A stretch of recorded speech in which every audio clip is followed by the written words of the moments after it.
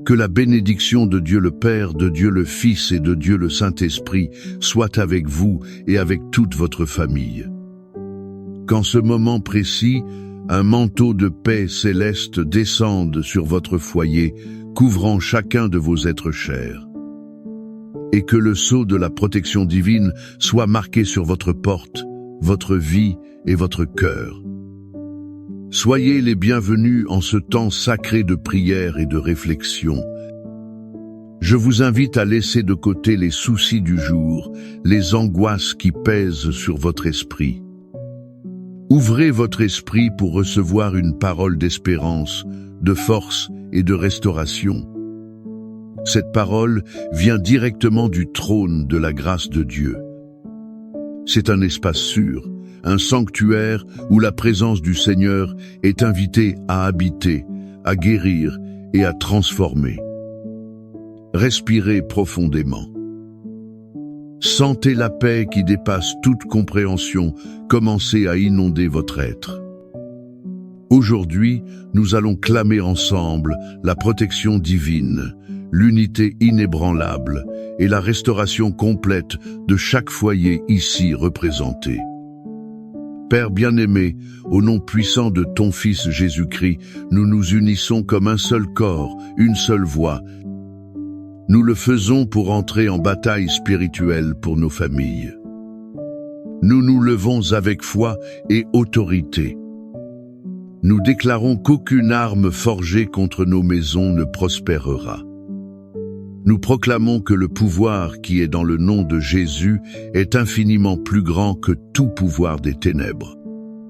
C'est pourquoi nous brisons maintenant toute flèche de discorde, toute parole de dispute.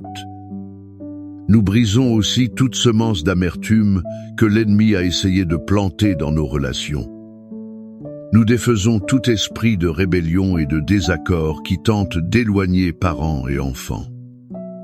Nous annulons toute malédiction de divorce, de dépendance, de misère et de maladie. Cette malédiction pourrait avoir été transmise à travers les générations. Nous ordonnons à l'esprit de division et de confusion de lâcher nos familles maintenant, au nom de Jésus. Nous couvrons chaque conjoint, chaque fils, chaque fille, chaque parent du sang précieux de l'agneau. Nous déclarons que nos enfants sont l'héritage du Seigneur et qu'ils sont gardés dans le refuge du Très-Haut. Ils ne seront pas la proie de l'ennemi. Leurs esprits sont protégés, leurs cœurs sont gardés en Christ. Leurs chemins sont guidés par le Saint-Esprit. Nous déclarons la victoire du Christ sur chaque défi, sur chaque impossibilité. Et sur chaque douleur qui afflige nos familles. Notre maison est un territoire saint, gardé et scellé par le pouvoir de Dieu. Maintenant, le cœur préparé par cette déclaration de foi, je veux vous inviter à plonger avec moi. Nous plongerons dans l'une des histoires les plus émouvantes et révélatrices de toute la Bible. C'est une histoire qui révèle le cœur de Dieu lui-même comme notre Père. C'est l'histoire que Jésus a racontée, enregistrée dans Luc, chapitre 15. Elle parle d'un père qui avait 2 fils. Le fils cadet, dans un acte de rébellion et d'autosuffisance, a demandé à son père sa part de l'héritage. Imaginez la douleur de ce père. L'héritage n'était divisé qu'après la mort. Cette demande équivalait donc à dire « Père, pour moi, tu es déjà mort. Je veux ce qui m'appartient de droit pour vivre ma vie loin de toi. » Et le père, dans un acte d'amour douloureux, a respecté la décision de son fils et lui a donné ce qu'il demandait. Le jeune homme partit pour une terre lointaine. Là, comme le dit la Bible, il gaspilla tout ce qu'il avait. Il a vécu de manière imprudente. Quand l'argent fut épuisé, une grande famine survint dans ce pays. Il commença à manquer de tout. Celui qui voulait être libre était maintenant esclave de la faim et de la misère. Il en vint à souhaiter manger la nourriture des porcs. quelle terrible chute! Ce fut au fond du gouffre, dans l'humiliation totale, qu'il revint à lui-même. Il se souvint de la maison de son père. Il se rappela que même les serviteurs de son père avaient du pain en abondance. Pendant ce temps, lui périssait de faim. Et il prit une décision: je me lèverai et j'irai vers mon père. Il a répété un discours de repentance. Il prévoyait de demander à être traité comme un simple serviteur, car il sentait qu'il n'était plus digne d'être appelé son fils. Mais l'histoire change complètement de perspective quand nous regardons le Père. La Bible nous laisse entendre que, tous les jours, ce Père montait à l'endroit le plus élevé. Il regardait vers l'horizon, attendant. Son cœur de père n'a jamais abandonné. Il n'a pas attendu que le Fils arrive à la porte. L'Écriture dit: comme il était encore loin, son Père le vit. La vision de l'amour est aiguisée par le désir ardent. Et que fit ce Père? Il fut rempli d'une profonde compassion. Oubliant sa dignité et son âge, il courut. Il courut à la rencontre de son Fils. Il le serra dans ses bras et le couvrit de baisers. Tout cela avant même que le Fils ne puisse prononcer une seule parole de son discours répété. Le Père ne lui a pas demandé où il était. Il ne l'a pas accusé d'avoir tout dépensé. Il ne l'a pas non plus humilié. Il l'a simplement aimé. Il l'a restauré. Il a fait apporter la meilleure robe, un anneau pour le doigt, des sandales pour les pieds. Il a restauré l'identité, l'autorité et la liberté de ce Fils. Et il a fait préparer une fête, parce que, comme il l'a dit, « Ce mon Fils était mort, et il est revenu à la vie. Il était perdu, et il a été retrouvé. » Cette histoire, mon frère et ma sœur, est le portrait du cœur de Dieu envers votre famille. Et d'elle, nous tirons de puissantes leçons. La première est que l'amour de Dieu n'abandonne jamais. Êtes-vous un père ou une mère le cœur brisé par un enfant qui s'est égaré, un enfant qui a pris de mauvaises décisions. Regardez-vous votre mariage et ne voyez que des ruines. Le message du Père de la parabole pour vous aujourd'hui est: je n'ai pas abandonné. Continuez d'attendre, continuez d'aimer, continuez de prier. Car ma compassion court pour restaurer ce qui est perdu. La deuxième leçon est qu'il y a toujours un chemin de retour. Peu importe jusqu'où nous sommes allés, à quel point nous nous sentons souillés par le péché ou l'erreur, la maison du Père est toujours ouverte. Le repentir sincère active le cœur compatissant de Dieu. Il n'est pas intéressé à nous accuser, mais il veut nous restaurer à la position de fils et filles bien-aimés. Et la troisième et la plus vitale des leçons est que le pardon est la clé de la restauration familiale. Ce Père a pardonné inconditionnellement. Ce pardon a ouvert la porte à la fête de la réconciliation. Dans nos familles, combien de blessures restent ouvertes par le manque de pardon? Combien de relations sont brisées par l'orgueil qui empêche une accolade? Avons-nous agi comme le Père qui court à la rencontre? Ou comme le frère aîné de l'histoire qui fut rempli de colère et d'amertume, incapable de pardonner et de célébrer la restauration de son frère? Que le Saint-Esprit examine notre cœur maintenant. Qu'il nous montre où nous devons libérer le pardon. Cela afin que la guérison et l'unité puissent couler. Et c'est avec cette certitude de l'amour restaurateur du Père que nous nous attachons à ses promesses de protection et de soin. Tout comme ce père de la parabole a protégé son fils avec une accolade et l'a ramené à la sécurité du foyer. Notre Père céleste nous promet une protection encore plus grande. C'est un refuge sûr contre toutes les tempêtes de la vie. Cette promesse est puissamment écrite dans le psaume 91. C'est la déclaration de foi que, sous les soins du Père, nous sommes en sécurité. Et le psaume 23 nous assure que, même dans les vallées les plus sombres, ce Père, comme un bon berger, nous guide, nous pourvoit et nous réconforte.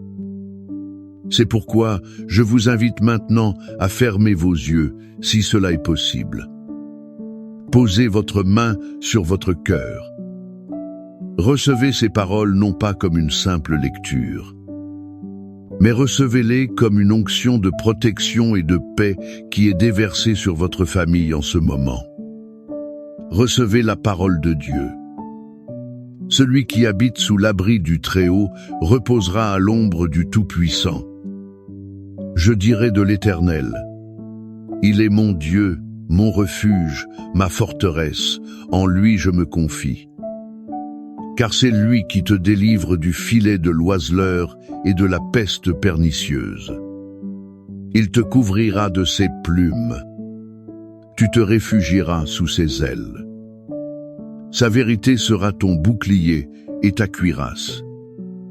Tu ne craindras ni les terreurs de la nuit, ni la flèche qui vole de jour, ni la peste qui marche dans les ténèbres, ni la contagion qui frappe en plein midi. 1000 tomberont à ton côté et 10 000 à ta droite. Mais le mal ne t'atteindra pas. De tes yeux seulement tu regarderas et tu verras la rétribution des méchants. Car tu es mon refuge, ô Éternel.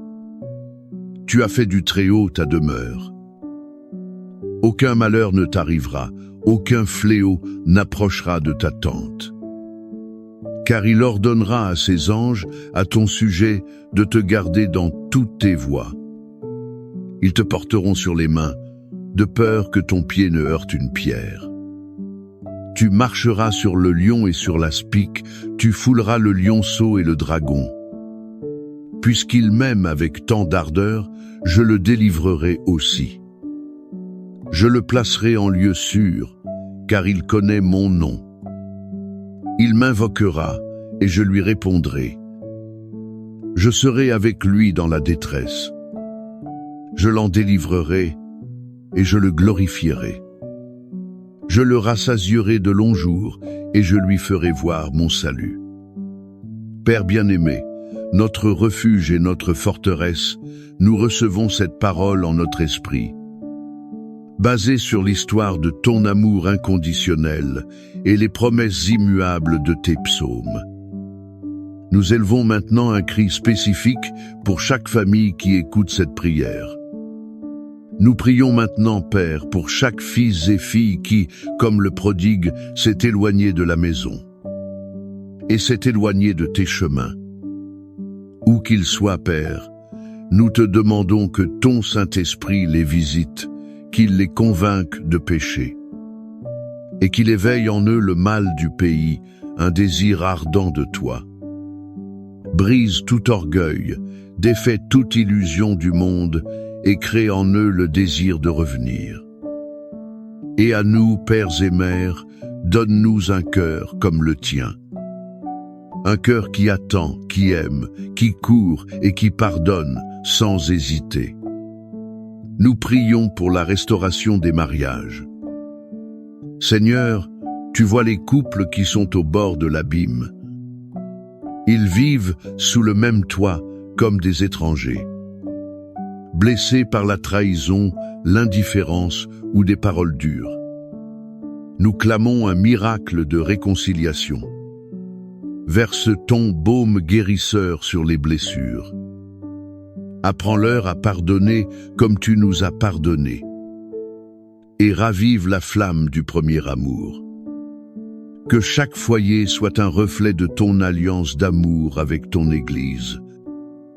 Nous intercédons pour l'harmonie entre les membres de la famille. là où il y a des querelles entre frères, des ressentiments entre parents et enfants, des disputes pour l'héritage ou pour toute autre raison. Nous libérons maintenant une vague de paix et de pardon. Que les murs d'orgueil tombent à terre. Que les étreintes de réconciliation soient données. Et, conformément à la promesse du psaume 23, nous déclarons ta provision sur chaque maison. Que le pain quotidien ne manque pas.